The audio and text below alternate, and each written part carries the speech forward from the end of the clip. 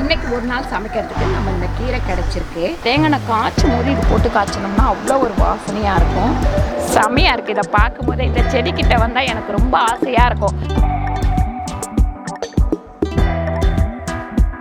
உங்கள் சமையல் மணக்க ருசிக்க அம்மா சமையல் மசாலா ஐட்டம்ஸ், ஊறுகாய் ஐட்டம்ஸ் நம்மக்கிட்ட கிடைக்குது.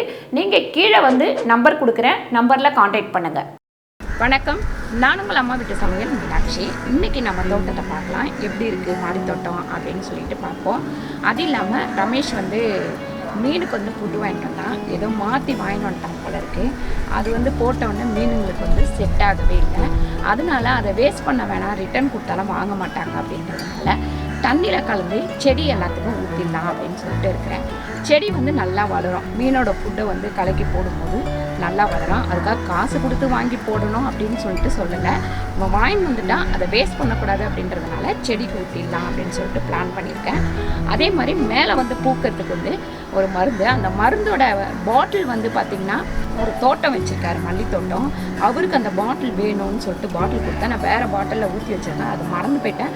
அடுத்த டைமும் நான் வந்து பூந்தமல்லி போகும்போது அந்த மருந்து வாங்கினேன்னா கண்டிப்பாக அந்த பாட்டில் பார்க்குறேன். அந்த மருந்து அடித்தப்புறம் தான் நமக்கு வந்து நல்லா வந்து பூக்க ஆரம்பிச்சிது.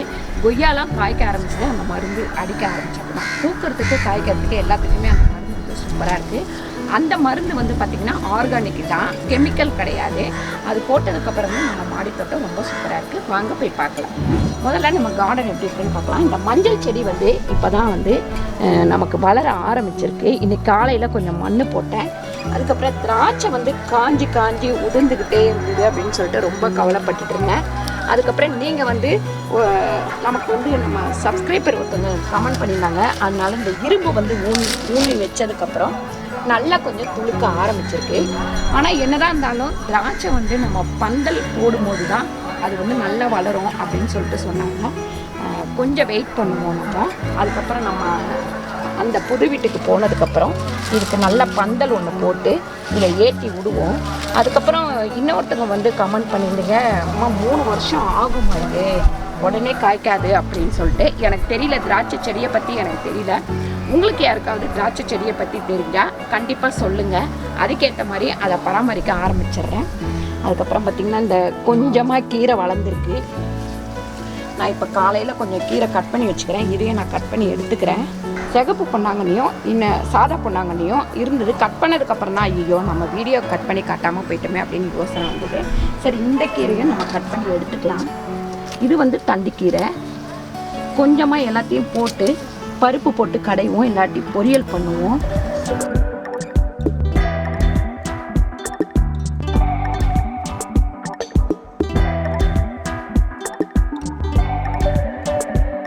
இன்னைக்கு ஒரு நாள் சமைக்கிறதுக்கு நம்ம இந்த கீரை கிடச்சிருக்கு. வேறு காய்கறி எதுவுமே இல்லை. இப்போ தான் கத்திரிக்காய் நட்டு வளர்ந்துட்டுருக்கு. அதை நான் உங்களுக்கு காமிக்கிறேன் வாங்க.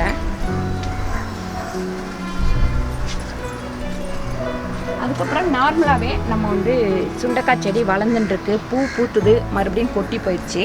அதை அடுத்து வந்து என்ன பண்ணலாம் அப்படின்னு சொல்லிட்டு நான் யோசிச்சுட்ருக்கேன். ஒரு சமயம் இந்த மருந்து அடித்தா கூட நமக்கு வந்து காய்க்க ஆரம்பிக்கலாம். அதுக்கப்புறம் மல்லியெல்லாம் வந்து நல்ல பூத்து முடிஞ்சிருச்சு. இப்போ மறுபடியும் துடுக்க ஆரம்பிச்சிருக்கு.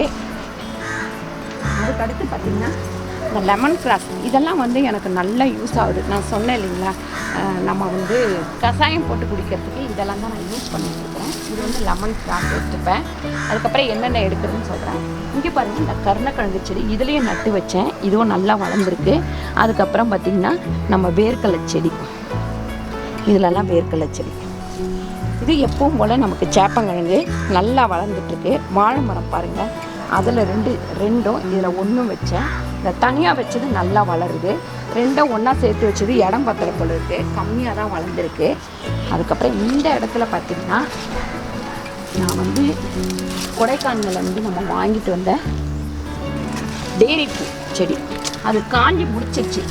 அது காஞ்சதுக்கப்புறம் பார்த்திங்கன்னா அதுக்கு பக்கத்தில் வந்து நல்லா துளுத்துருக்கு பாருங்கள். இது துளுத்துட்ருக்கு. அதுக்குள்ளே தூண்டி பார்த்தா கிழங்கு நிறைய இருக்கும். அடுத்த டைம் வந்து அதை எடுத்து கிழங்கு பிரித்து வேறு தொட்டியில் வைக்கலாம். இந்த மாங்காய் செடி வந்து தானாக வளர்ந்துட்டான். இது வந்து அங்கே போயிட்டு வெளியில் வைக்கலாம் அப்படின்றதுனால இந்த சின்ன தொட்டியில் அப்படியே இருக்கட்டும்னு வச்சுருக்கிறேன்.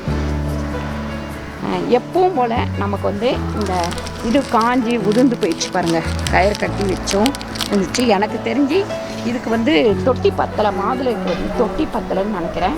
கீழே வச்சோம்னா நல்லா வளரும் போல் இருக்குது. அதுக்கப்புறம் இங்கே பாருங்கள் நிறைய கத்திரிக்காய் செடி. இது நார்மல் கத்திரிக்காய், இது வந்து முள் கத்திரிக்காய். நம்ம விதை போட்டு வளர்ந்து எடுத்து வச்சுருக்கோம். பூக்க ஆரம்பிச்சிருச்சு பாருங்கள். இப்போ தான் பூ எடுக்க ஆரம்பிச்சிருச்சு எல்லாமே. ஆனால் எனக்கு காய்ச்சதுக்கு அப்புறம் தான் தெரியும். ஏன்னு கேட்டிங்கன்னா வெள்ளை கத்திரிக்காய் விதை, அதுக்கப்புறம் முள் கத்திரிக்காய் விதை, உஜாலா, இது எல்லாமே போட்டேன். நிறைய வரல, கொஞ்சம் தான் வந்துச்சு. எந்தெந்த செடி எதில் நட்டு வச்சுருக்கேன்னு தெரியல. காய்ச்சதுக்கப்புறம் நான் கண்டிப்பாக காமிக்கிறேன் என்னென்ன காய் வருது அப்படின்னு சொல்லிட்டு. அதுக்கப்புறம் பார்த்திங்கன்னா ஒரு அவரை விதை போட்டிருந்தேன். அந்த அவரை செடி இப்போ வந்து வளர்ந்து இந்த முருங்கை கண்ணு மேலேயே அது படர ஆரம்பிச்சிருச்சு. ஏன்னா வந்து நமக்கு பந்தல் போட இங்கே சௌகரியம் இல்லாததுக்கு சரி இருக்கட்டும், இதுலேயே வந்து வளரட்டும், காய்க்கிறத நம்ம எடுத்துக்கலாம் அப்படின்னு சொல்லிட்டு முடிவு பண்ணிட்டேன். 2 முருங்கை மரமும் நல்லா வளர்ந்துருக்கு. நம்ம புது வீட்டுக்கு போனோன்னே அந்த 2 முருங்கை மரத்தையும் கீழே தரையில் வச்சுருவோம். தரையில் வச்சா நிறைய காய்க்க ஆரம்பிக்கும். அதுக்கப்புறம் பார்த்திங்கன்னா வல்லாரை, இது வந்து தொட்டி மாற்றியே ஆகணும். ஏன்னு கேட்டிங்கன்னா இங்கே பார்த்திங்களா இந்த மாதிரி வளர்ந்துருக்கு. இடம் பத்தலை, அதனால் வளர்ச்சி கம்மியாயிடுச்சு. நாங்கள் கசாயத்துக்கு வந்து இதில் கட் பண்ணி எடுத்துக்கிறோம். இதில் கொஞ்சம் கட் பண்ணி எடுக்கிற தொட்டு இப்படி கட் பண்ணி விட்டுருக்கோம். அதுக்கப்புறம் செம்பருத்தி வந்து இந்த செம்பருத்தி தான் நமக்கு நல்லா பூத்துக்கிட்டே இருக்குது. இப்போ வந்து நமக்கு இதில் வந்து பூச்சி இல்லை. நடுப்புற வந்து நான் மாவு பூச்சி வந்து கடையில் வாங்கி அடித்தேன். அது ஏற்கனவே உங்களுக்கு வந்து காமிச்சிருப்பேன். அதை அடித்ததுக்கப்புறம் இதில் பூச்சி இல்லை. அதுதான் எனக்கு ஒரு பெரிய கவலையாக இருந்தது. ஏன்னா எப்போ பார்த்தாலும் செம்பருத்தி வந்து நல்லா பூக்கிற நேரம் இங்கே பக்கத்தில் ஒரு செம்பருத்தி வச்சுருந்தேன் பாருங்கள். அது அப்படியே இதுவாயிடுச்சு. அந்த தொட்டியை நான் எடுத்துட்டேன். ஏன்னா அதுலேருந்து இதுக்கும் வரக்கூடாது அப்படின்றதுனால. கொய்யா செடியில் வந்து நிறைய பிஞ்சும் பூவும் அந்த மாதிரி நிறைய இருக்குது. ஆனால் உண்மையிலே சின்னதாக இருக்கும் போதே ரொம்ப டேஸ்ட்டாக இருக்குது. இந்த செடி மட்டும் தரையில் வச்சோம்னா நிறைய காய்க்க ஆரம்பிக்கும். அதுக்கப்புறம் இந்த கருணைக்கிழங்கு பாருங்கள் நல்லா வளர்ந்து பக்கத்துலேயும் வர ஆரம்பிச்சிச்சு. செம்மையாக இருக்குது. இது வந்து 1 வருஷம் ஆகும் அப்படின்னு சொல்லிட்டு என்னோடய தம்பி தான் சொன்னாப்புல. இது 1 வருஷம் ஆகுங்க, அப்படியே வளர்ந்து இது காஞ்சி அதுக்கடுத்து பக்கத்தில் வளரும் அப்படின்னு. சேப்பங்கிழங்கு அந்த மாதிரி தான் போல இருக்குது. நம்ம சேப்பங்கிழங்கு வச்சுருக்கோமே அதே மாதிரி தான் இதுவும் வளரும் போல இருக்குது. ரோஸ்லாம் வந்து இப்போ கொஞ்சம் காஞ்சி அதுக்கப்புறம் துளுக்க ஆரம்பிச்சிருக்கு, நல்லா பூக்க ஆரம்பிச்சிருக்கு. ஆனால் என்ன, இந்த ரோஸ் அவங்கக்கிட்ட இருக்கும்போது பெருசாக இருக்குது, நம்மக்கிட்ட வந்தவொடனே குட்டியாக ஆகிடுது. அது என்னன்னு சீக்கிரம் கண்டுபிடிக்கணும். அதுக்கப்புறம் இந்த தாமரை செடி வந்து காக்கா வந்து தூக்கிட்டு போகுது அப்படின்னு சொல்லிட்டு இருந்தாங்க, ஒருத்தவங்க கேட்டிருந்தாங்க. நான் வந்து உள்ள குட்டியாக ஒரு தொட்டி வச்சுருக்கேன் பாருங்கள். அந்த தொட்டிக்குள்ளே மண் போட்டு மண்ணுக்குள்ளே தான் அந்த தாமரையோட விதை வளர்ந்ததை அதுக்குள்ளே போட்டு வச்சுருக்கேன். ஆனால் இதுக்கு மேலே எனக்கு வந்து இது இலை வரமாட்டேங்குது. ஒரு சமயம் பெருசாக வேணுமா என்ன அப்படின்னு தெரியல. நான் ரொம்ப ஆர்வத்தோடு தான் வச்சேன். கண்டிப்பாக இதில் பூக்கும் அப்படின்ற ஒரு நம்பிக்கை இருக்குது. கிட்டத்தட்ட அதுக்கு ஒரு சீசன் இருக்கும் இல்லைங்களா. இந்த மழை காலத்தில் தான் இது வந்து நல்லா பூக்க ஆரம்பிக்கும். தை மாசி பங்குனி அந்த டைமில் வந்து நிறைய வந்து நம்ம ஊர்லலாம் பார்த்திங்கன்னா குளத்தில் வந்து நிறைய வந்து தாமரை பூத்து குலுங்கும். ஒரு சமயம் அந்த மாதிரி சீசனில் இது பூக்குதா அப்படின்னு சொல்லிட்டு வெயிட் பண்ணி பார்க்கலாம் நம்ம. அதுக்கப்புறம் இந்த முல்லைச்செடி எல்லாமே நான் நல்லா வந்து கட் பண்ணி எடுத்துட்டேன். ஏன்னு கேட்டிங்கன்னா அதுக்கப்புறம் துளுத்துதுன்னா நல்லா பூக்க ஆரம்பிக்கும். அதனால் இதெல்லாம் கட் பண்ணிட்டேன். மற்றபடி இதெல்லாம் வந்து நார்மலாக இருக்குது. இதையும் நான் கட் பண்ணி வேறு தொட்டியில் மாற்றலாம் அப்படின்னு சொல்லிட்டு இருக்கேன். ஏன்னா ஒரே தொட்டியில் இருக்கும், இதுக்கு இடம் பத்தலை. அதுக்கப்புறம் பார்த்திங்கன்னா இட்லி பூ, இது வந்து வாஸ்துக்காகவும் வைக்கிறாங்க. நிறைய பேர் வந்து லக்கி இந்த செடி அப்படிங்கிறாங்க. இது உண்மையிலேயே பார்த்திங்கன்னா லக்கி தான். இந்த செடியில் நல்லா பூக்கும் போது நம்மக்கிட்ட கையில் வந்து காசு நல்லா புரண்டுக்கிட்டே இருக்கும். இது பூக்காத சீசனில் பார்த்திங்கன்னா நம்ம கொஞ்சம் டல் அடிக்கும். இது வந்து என்னோட அனுபவத்தில். நீங்கள் எத்தனை பேர் உங்களோட அனுபவத்தில் இதெல்லாம் பார்த்துருக்கீங்க அப்படின்னு சொல்லிட்டு கமெண்ட் பண்ணுங்கள். இந்த ரோஸெல்லாம் இப்போ பாருங்கள் கொஞ்சம் காஞ்சிருக்கு. இதுக்கெல்லாமே மருந்து போடலான் இருக்கேன். மறிக்கொழுது பாருங்கள் நல்ல வாசமாக இருக்குது. இந்த செடிக்கிட்ட வந்தாலே அவ்வளோ ஒரு வாசனை செம்மையாக இருக்குது. முந்தியெல்லாம் நாங்கள் வந்து இதை தேங்காய் போட்டு தடவுவோம். அதுக்கப்புறம் எங்கள் பாட்டியெல்லாம் சொல்லுவாங்க இதை போட்டாக்கா உடனே பேன் வந்துடும் அப்படின்லாம் பயமுறுத்துவாங்க. அதுக்கப்புறம் அந்த பழக்கத்தையெல்லாம் நாங்கள் விட்டுட்டோம். ஆனால் தேங்காய் காய்ச்சும் போது இது போட்டு காய்ச்சணும்னா அவ்வளோ ஒரு வாசனையாக இருக்கும். காஞ்ச ரோஸெல்லாம் கட் பண்ணி இதுலேயே போட்டுடலாம்.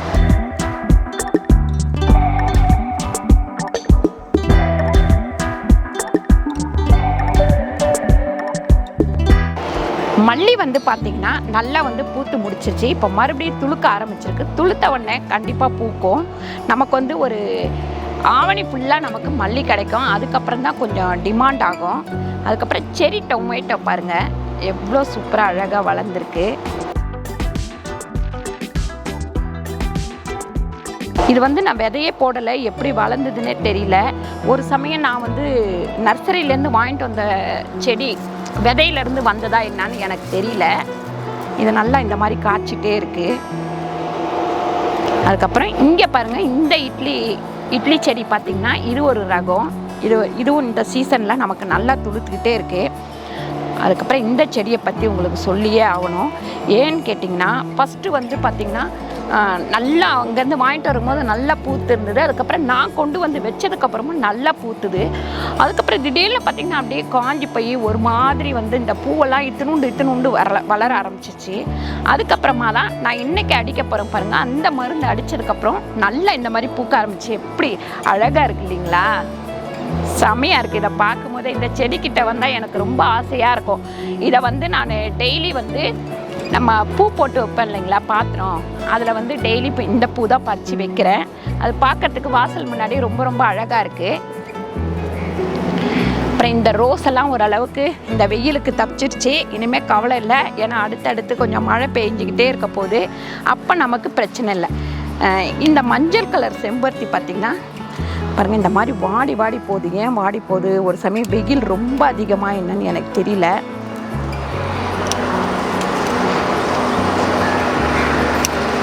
இந்த மாதிரி கட் பண்ணி விட்டுறலாம். கட் பண்ணி விட்டுட்டோம் அப்படின்னா நல்லாயிருக்கும். இது ரொம்ப எல்லா செடியிலையும் போய் அப்பப்பப்பா இருக்கட்டும். இது வந்து நமக்கு கஷாயம் வைக்கிறதுக்கு யூஸ் ஆகும். அதுக்கப்புறம் இந்த வெங்காயம் வந்து வேஸ்ட்டான வெங்காயத்தை போட்டேன், அது நல்லா வளர்ந்துருக்கு. இந்த ரோஸ் செடியில் போட்டுட்டேன், அதனால் அதில் வளர்ந்துருக்கு. அதுக்கப்புறம் இது வந்து ட்ராகன் ஃப்ரூட். இது வந்து இந்த இடத்துல வளர்ந்துருந்த பிள்ளைங்க உடச்சிட்டாங்க. சரி பரவாயில்ல, இப்போ இங்கே வளருது, நமக்கு இந்த இடத்துல வளருது. இது இன்னும் கொஞ்சம் வளர்ந்தவொன்னே தான் நமக்கு இது என்ன பண்ணணும் அப்படிங்கிறத கண்டிப்பாக ஒரு வீடியோவில் காமிக்கிறேன் நான். அதுக்கப்புறம் இந்த செடியெல்லாம் கூட நான் வந்து கொஞ்சம் நல்லா கட் பண்ணி விட்டுட்டேன். அதுக்கப்புறம் டேபிள் ஆரஞ்சு அழகாக பழுத்திருக்கு பாருங்கள். டேபிள் ஆரஞ்சு இன்னும் 2-3 இங்கே இருக்குது. இந்த பாருங்க நிறைய இருக்குது. இவ்வளோ நாள் நான் வந்து லெமன்னு நினச்சிட்டு இருந்தேன். அதுக்கப்புறம் தான் தெரியும் எனக்கு இது டேபிள் ஆரஞ்சு அப்படின்ட்டு. இது எல்லாமே வைக்கலாம் நம்ம. கருவேப்பிலை செடி பாருங்கள். அடுத்து வந்து இதுலேயே விதை கொட்டி இங்கே சைட்லேருந்து நிறைய வளர்ந்துருக்கு பாருங்கள், விதை வந்துருச்சு. அப்புறம் நிறைய பேர் சொல்லியிருந்தீங்க இருக்கக்கூடாதுன்னு நிறைய பேர் சொல்லியிருந்தீங்க. அப்புறம் ஒரு சில பேர் வந்து இல்லைம்மா நீங்கள் வந்து கருவேப்பிலை செடி வளர்த்துட்டீங்க, அதை தூக்கி போடாதீங்க, வளர்த்துருங்க அப்படின்னு சொல்லிட்டு. அதனால் எனக்கு தூக்கி போட மனசு வரல. அதனால் அது அப்படியே வளர்ந்துக்கிட்டே இருக்குது. அதுக்கப்புறம் இது பாருங்கள், பாரிஜாதம் நல்லா பூக்குது. இந்த வாட்டி நிறைய மொட்டு வச்சுருக்கு. நான் போன வாட்டி நல்லா இதோடு கட் பண்ணி விட்டுட்டேன். ஃபுல்லாக கட் பண்ணி அதுக்கப்புறம் வளர்ந்து துளுத்தத்தான் இது. அதுக்கப்புறம் லெமன் வந்து பார்த்திங்கன்னா நம்ம வீட்டில் ஊறுகாலாம் போடுறோம் இல்லைங்களா, அந்த விதையெல்லாம் வேஸ்ட் பண்ணாமல் ஒரு தொட்டியில் கொண்டு வந்து கொட்டி அதில் வளர்ந்தது தான் இந்த லெமனும் அந்த லெமனும். இது பார்த்திங்கன்னா நம்ம போன வீடியோவில் வச்சது. இன்னும் வந்து இது துளுக்கலை. நான் வச்சு ஒரு நாள் தான் ஆகுது. அடுத்து ஒரு வீடியோவில் இது துளுத்ததுக்கப்புறம் நல்லா வளர்ந்ததுக்கப்புறம் எப்படி இருக்குது அப்படின்னு சொல்லிட்டு கண்டிப்பாக காமிக்கிறேன். இதுதான் நம்ம மாடி தோட்டம் எப்படி இருக்குது அப்படின்னு சொல்லிட்டு பார்த்துட்டிங்க. இப்போ நம்ம தண்ணி ஊற்றிட்டு கொஞ்சமாக அந்த நான் சொன்னேன் இல்லைங்களா, ரமேஷ் வந்து மீனுக்கு வந்து ஃபுட்டு வாங்கிட்டு வந்தால் அது வேஸ்ட்டாக போயிடக்கூடாதுன்னு, அதை கலக்கி வேருக்கு ஊற்றிடலாம் வாங்க. இந்த ஃபுட்டு தான் வாங்கிட்டு வந்துட்டான். சரி இது வேண்டாம், அது போட்டோன்னே என்னவோ அன்றைக்கெல்லாம் வந்து மீன்லாம் வந்து மந்தமாக இருந்துச்சு அப்படின்னு பயந்துட்டான் ரமேஷ். சரி இதை ரிட்டர்ன் கொடுத்தாலும் வாங்க மாட்டாங்க, அதனால் தண்ணியில் கலந்து நல்லா செடிக்கு போட்டுருவோம். இது வந்து ஊறட்டும், அதுங்காட்டி செடிக்கு தண்ணி ஊற்றிட்டு வந்துடலாம் பாருங்க. முதல்ல செடிக்கு வந்து தண்ணி விட்டுருவோம், அதுக்கப்புறம் அந்த மருந்தெல்லாம் நம்ம ஊற்றுவோம்.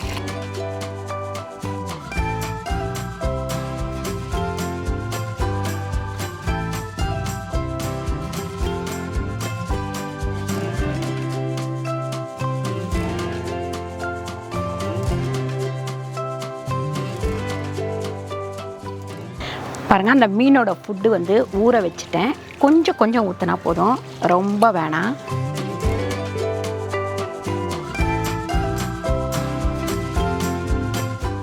பாருங்கள், சூப்பராக இன்றைக்கி நம்ம தோட்டத்துக்கு வந்து பார்த்திங்கனாக்கா நல்லா தண்ணி ஊற்றிட்டு அந்த மீன் ஃபுட்டை நான் கலக்கி ஊற்றிட்டேன்.